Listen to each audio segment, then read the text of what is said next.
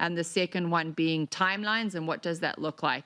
On the protection of the female category, it was very clear from the members that we have to protect the female category first and foremost. We have to do that to ensure fairness, but we need to do that with a scientific approach and with the inclusion of working with the international federations, whom have already done a lot of work in this area. So we need to bring in the experts. That will take a little bit of time. We need to bring in the international federations so that we have full buy-in to trying to come up with cohesion on this specific topic. On your second question, in and around revenue, I think it was really the sentiments that are probably spoken about for so many organizations, especially in today's world. How are we going to increase revenue? What does that look like? It wasn't just about revenue generation, but it was also about reduction of costs, because by reducing certain costs across the organization or across the Olympic family, we can also increase the money that we distribute. So those, I think, will be the two key themes as we look forward. Again, there'll be smaller work groups that'll be set up in the coming months to have more in-depth conversations and using technical expertise to help guide the conversations and look at what the possibilities could be. But again, there's a lot of really good positiveness in and around what the possibilities could be, and again, having the stakeholders engaged. So I'm looking forward to also meeting in person all of our top partners as well as our media rights holders to have more in-depth conversation with them to also better understand not just their needs and their expectations, but their brand, and how does their brand and our brand come together, and how can we strengthen both brands moving forward. Thank you very much indeed, Rachel. Okay, let's go to Australia. Tracy Holmes, whom I think you might know, President. Tracy, your question when we... Yep, I'm here. Yep, thanks very much, Mark. Yep. President Coventry, thank you, and good work on getting through your first executive board. That's very good. With regard to the two working groups, is there a sense that, for instance, the awarding of Brisbane 2032, 11 years out, was too long? Is that already some kind of a sense that people are feeling? With regard to protecting the women's category and the working group there, is it going to be retrospective? And I'm asking this in particular because of the challenges that were put around all of Paris. It was a bit of a shadow over the boxing. And we see this week that Umar Kremlev has again come out and made his statements about women's boxing. So I wonder if the work of that working group will be applied retrospectively in any way, depending on what their decision is. Thanks, Tracy. I think firstly on the second one, we're not going to be doing anything retrospectively. We're going to be looking forward. And that was very, again, from the members that were here, it was what are we learning from the past and how are we going to leverage that and move that forward to the future, and how are we going to strengthen anything that we do across the movement as we move into the future. And this is really what the working group is going to look at. Your first question, LA and Brisbane were both awarded 11 years. And so I think, again, looking at the two, and LA now being 3 years out, we have had a lot of conversations with Casey and his team that we can reference and go back to, and we're already starting to do that, and then compare what they're telling us, what Brisbane is telling us, but then it's also to make reference to the French Alps, which is in 2030, and they have a much shorter lead time.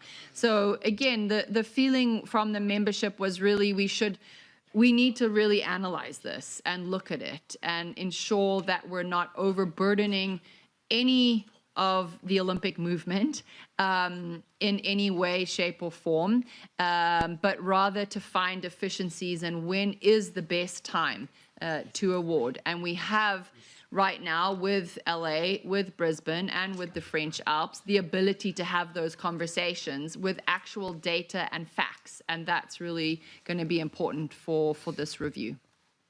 Thank you. Thanks. Thank you very much. We're going to go to China now. CGTN, Mandan Zhu.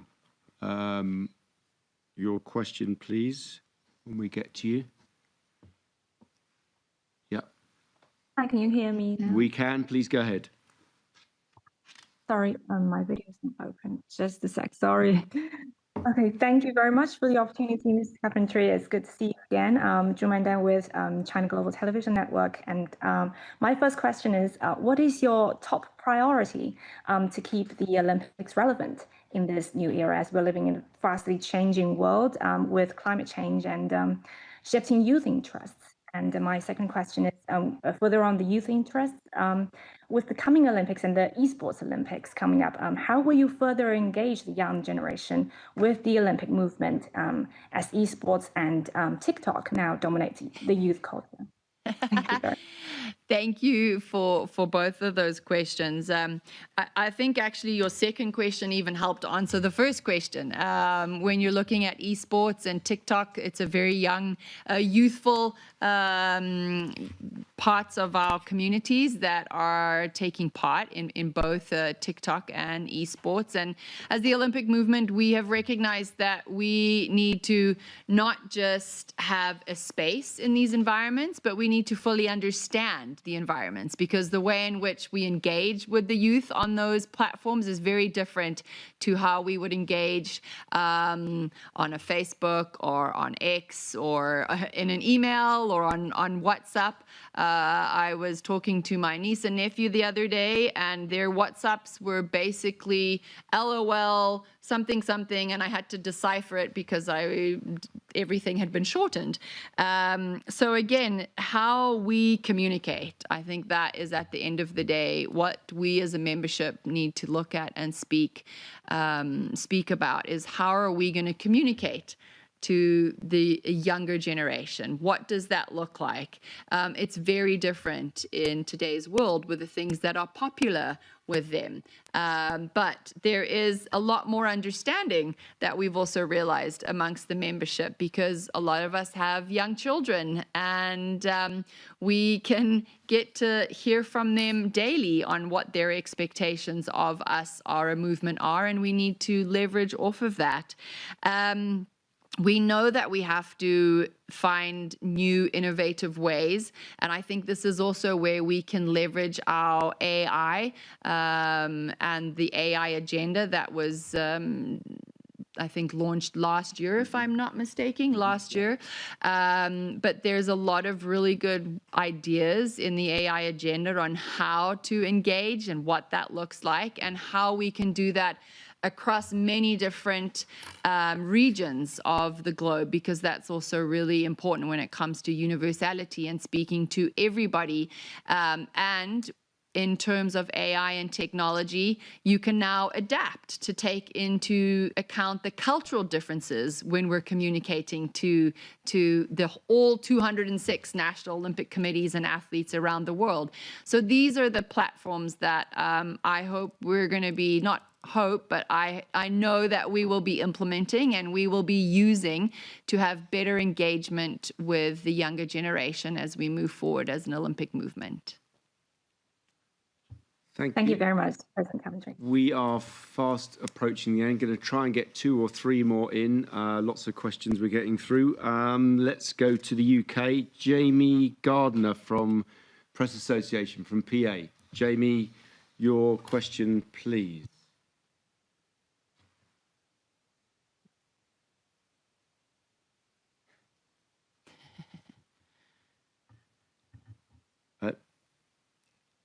Hi. Yeah, we can see. Yeah, off you go. Sorry, I couldn't hear the bit in the middle. Hi there. Thank you for the opportunity to ask a question, and hope you're getting settled into Lausanne well, Kirsty. Thanks, Jamie.